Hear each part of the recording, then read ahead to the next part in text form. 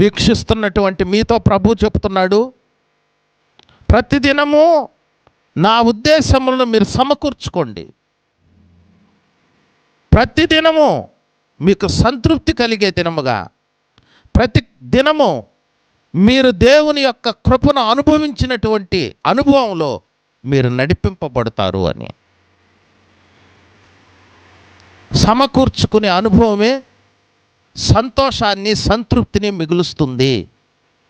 ఆ సమకూర్చుకునే అనుభవంలోనికి ఇశ్రాయేలీయులు ఎప్పుడైతే వెళ్ళారో వారి యొక్క ఆహారపు కొరత వారెప్పుడు కూడా చవి చూడలేదండి.